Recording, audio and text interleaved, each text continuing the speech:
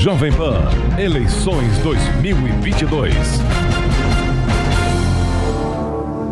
Bom, para falar sobre política e também os assuntos da administração de São Paulo, estamos recebendo nesta terça-feira aqui nos estúdios do Jornal da Manhã o governador de São Paulo, Rodrigo Garcia. Governador, mais uma vez, muito obrigado por estar aqui conosco, visitando os estúdios da Jovem Pan, agora como governador de São Paulo. Bom dia. Bom dia, Tiago. Bom dia, Adriana. Um prazer poder participar aqui do Jornal da Manhã. Bom, governador, tivemos já algumas divulgações de pesquisas, inclusive a pesquisa IPESP que falamos hoje, e o Datafolha dizendo sobre um eventual desconhecimento em relação a quem seria o governador, ao senhor que ocupou o cargo há mais ou menos 2 semanas, com a saída de João Dória. Eu pergunto para o senhor, como é que o senhor deve fazer para se tornar mais conhecido no estado de São Paulo e também conciliar o trabalho no Palácio dos Bandeirantes com a campanha de rua? Olha, primeiro, Tiago, quero dizer que a minha prioridade é governar São Paulo.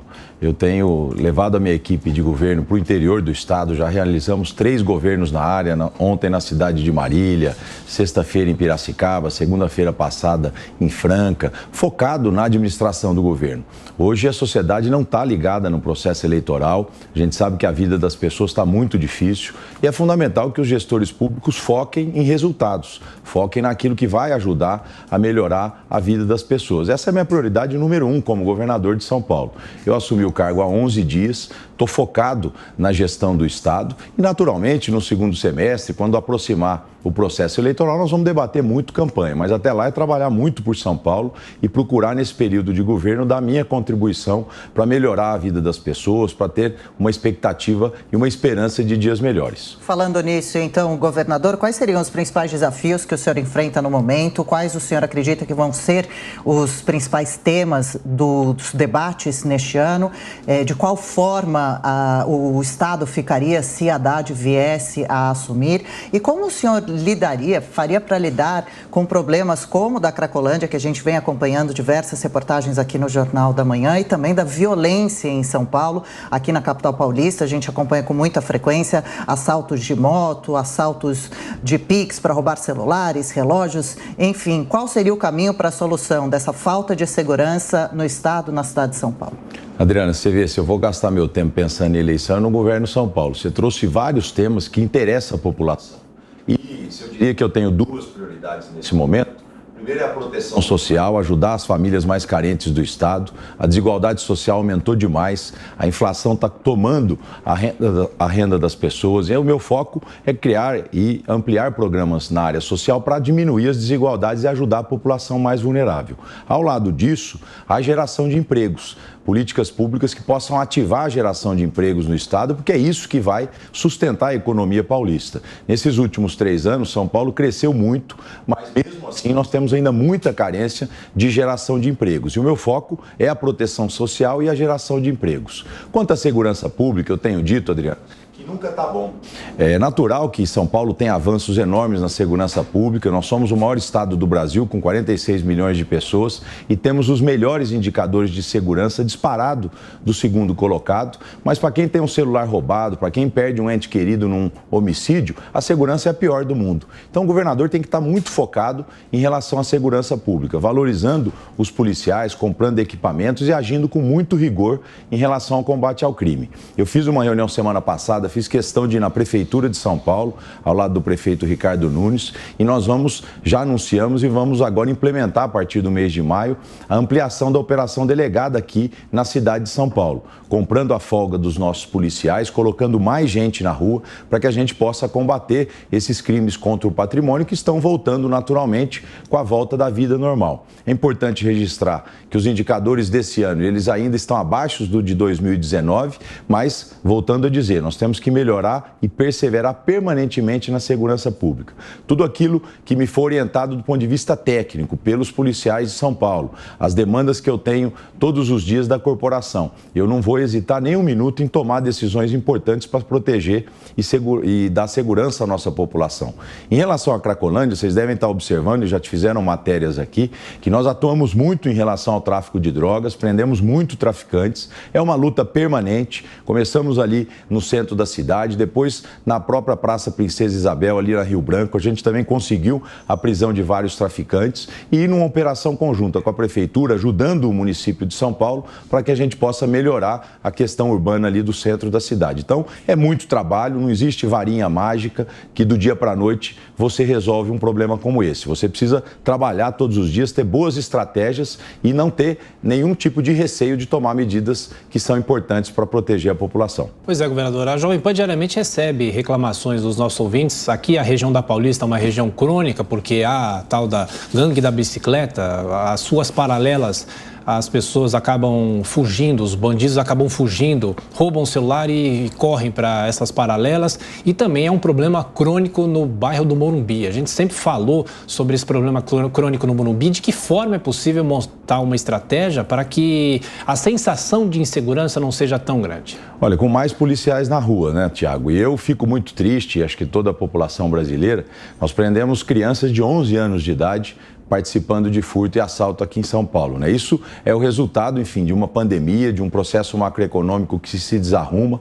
Hoje a vida das pessoas não está fácil, a evasão escolar está aumentando demais e nós precisamos cuidar dessas causas para que a gente não tenha aumento em indicadores de criminalidade. Volto a dizer, nós vamos ampliar a operação delegada na cidade em parceria com a Prefeitura de São Paulo, nós vamos comprar mais o horário de folga dos nossos policiais para que a gente tenha tropa na rua, atenção e estratégia para evitar esses furtos. Governador, sobre ainda os policiais, como o senhor vê a polêmica com relação à câmera instalada nos uniformes, acha que deveriam usar ou não? E com relação às pesquisas, o senhor confia? Como analisa as pesquisas? Acha que é necessário o quê para conquistar o voto de um eleitor, para crescer nos números até outubro? Olha, Adriana, quanto às câmeras corporais, para mim, elas servem para filmar bandido e proteger os policiais. Até agora a gente teve uma queda de mortalidade na polícia, isso me anima, né? Nós tivemos menos policiais mortos em combate e os indicadores mostram, enfim, que ela tem, sem dúvida nenhuma, um papel importante na segurança do policial. E o governador de São Paulo não está preocupado em proteger bandido, está preocupado em proteger a população de São Paulo. Então, do ponto de vista técnico, a corporação da Polícia Militar tem dialogado comigo e aquilo que, do ponto de vista prático, melhorar a segurança de São Paulo, eu naturalmente vou autorizar que seja feito. Em relação à questão das pesquisas, é muito cedo para se falar em campanha. Eu disse aqui no início das minhas palavras que a população hoje está preocupada com a sua vida. Como é que vai pagar o jantar, como é que vai sustentar a sua família. E é isso que o governador de São Paulo deve se preocupar. Eu agradeço aquelas pessoas que já têm um pouco de intenção de voto em mim, que já me conhecem, mas volto a dizer, meu foco e a minha preocupação é governar São Paulo. A partir de 15 de agosto, quando começa a eleição, é natural que a gente debata o futuro de São Paulo, é natural que a gente possa mostrar as nossas diferenças de maneira muito clara com os outros candidatos, mas até lá, diferente deles, eu tenho esse compromisso de governar São Paulo, faço isso com muita honra. Comecei muito cedo na vida pública no Estado, ao lado de Mário Covas, participei de vários governos, sempre dei a minha contribuição para São Paulo se desenvolver e agora, como governador de São Paulo, enfim, colocar tudo que eu aprendi ao longo do tempo, tudo que eu venho fazendo ao longo do tempo à disposição da população de São Paulo. Governador, pela experiência política do senhor, fazendo uma leitura do cenário nacional, o senhor foi do DEM, depois agora migrou para o PSDB, que leitura é possível fazer desse cenário, o cenário nacional? Porque a terceira via tenta se viabilizar, agora em maio há a promessa da discussão e do anúncio de um nome apenas para concorrer à presidência da República. João Dória já disse que não vai deixar a possibilidade, não vai abrir mão em favor de um outro candidato e também a movimentação dentro do próprio PSDB do ex-governador do Rio Grande do Sul, Eduardo Leite. Que leitura é possível fazer desse cenário no cenário nacional, se é possível quebrar essa polarização de Lula e Jair Bolsonaro? Olha, a eleição nacional é a eleição mais importante do Brasil, é ela que desperta paixão, é ela que desperta debate na sociedade e é natural que as pessoas estão vinculadas hoje à questão da eleição nacional porque veem o futuro das suas vidas muito ligado à escolha do presidente da República. Eu volto a afirmar, eu sou contra a questão da ideologia dentro do processo político. Cada um discute e debate aquilo que pensa, isso é natural, né? Defender a sua ideologia, mas no exercício do cargo você precisa governar para todos, né? Não é para governar para aqueles que concordam com você, não é para governar para aqueles que votaram em você. Quando você ganha um mandato, você tem que governar para todos com aquilo que você acredita, com suas propostas de campanha que te levaram a esse cargo. É natural que o Brasil está muito polarizado e esse debate vai continuar. Eu sempre acredito que o centro e a ponderação, elas são mais efetivas para resolver a vida das pessoas, né? Não precisa ser extremista para aplicar determinadas políticas públicas, você precisa sempre dialogar com todos os amplos e sempre, óbvio, colocar suas convicções acima de tudo. Mas, volto a dizer, ainda está longe o processo eleitoral, eu acho que teremos muita mudança em relação ao cenário nacional. A chamada terceira via ou melhor via ainda não se configurou, são muitos candidatos que estão se colocando em relação a isso. Se conseguir identificar um candidato único, que apresenta propostas únicas para a população, eu tenho certeza que esse candidato vai crescer nas pesquisas e debater contra os extremos. Quando o senhor pretende, então, começar a campanha do senhor? Quais devem ser as principais alianças que o senhor vai fazer? E pretende apoiar João Dória na campanha à presidência? Um dos assuntos que rondam o ex-governador é com relação à pandemia, o período em que a cidade foi fechada, algumas cidades do estado também, com relação a um tipo de lockdown, que não chegaria a receber esse nome, mas que prejudicou muitos comerciantes. O senhor acha que o ex-governador agiu de maneira certa, que aquele fechamento era realmente necessário?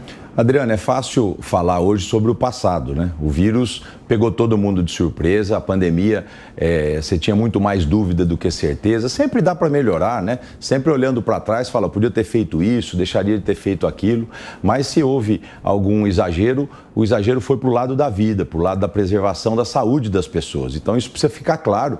E do ponto de vista econômico, São Paulo cresceu 5 vezes mais do que o resto do país. É importante a gente registrar isso.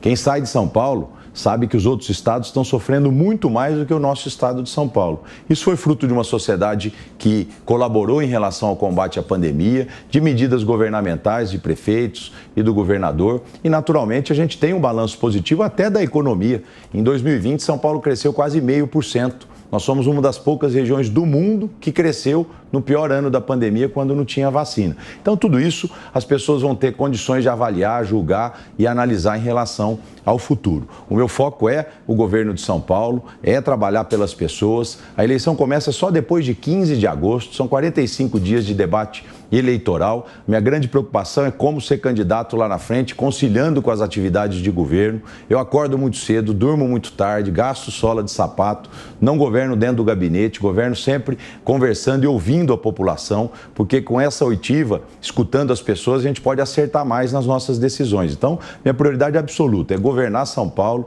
é com a minha equipe procurar nesse período melhorar a vida das pessoas. Esse é meu foco. E eleição nós vamos discutir lá na frente. Governador, para a gente fechar a nossa conversa, duas perguntas em uma. O senhor falando, eu me lembrei muito de Geraldo Alckmin, que também comandou o Palácio Bandeirantes por muitos anos. Eu pergunto, essa movimentação dele para o lado do ex-presidente Lula, isso pessoalmente para o senhor é algo frustrante? O senhor que conhece muito bem ele. E por que João Dória titubeou ao deixar o governo de São Paulo? Olha, Gustavo, quem tem que responder a decisão tomada pelo ex-governador Alckmin é ele, né? Eu continuo no mesmo campo da política, eu sempre defendi o liberalismo, a social-democracia e sempre estou do mesmo lado, né? Penso e acredito desde os meus 18 anos no liberalismo. Enfim, se ele tomou essa decisão, seja feliz, ele deve responder por que ele tomou essa decisão de apoiar o Lula. Eu não apoio o Lula, não apoiarei o Lula e minha posição sempre foi muito clara desde os meus 18 anos de idade, né? Em relação aos demais temas, enfim, eu tenho sempre conversado com as pessoas que nós temos que focar na questão da gestão. Não adianta a gente ficar discutindo a questão política, a questão de ideologia, né? O fundamental é que a gente trabalhe e governe para todos. E é isso que eu tenho feito aqui à frente do governo de São Paulo. Governador Rodrigo Garcia, mais uma vez, obrigado pela atenção, pela gentileza. Até a próxima. Voltaremos a nos falar. Teremos as sabatinas aqui na Jovem Pan, os debates. E o senhor está sempre convidado, assim como todos os candidatos. Obrigado. Muito obrigado, Thiago. Um bom dia a todos. Bom dia também.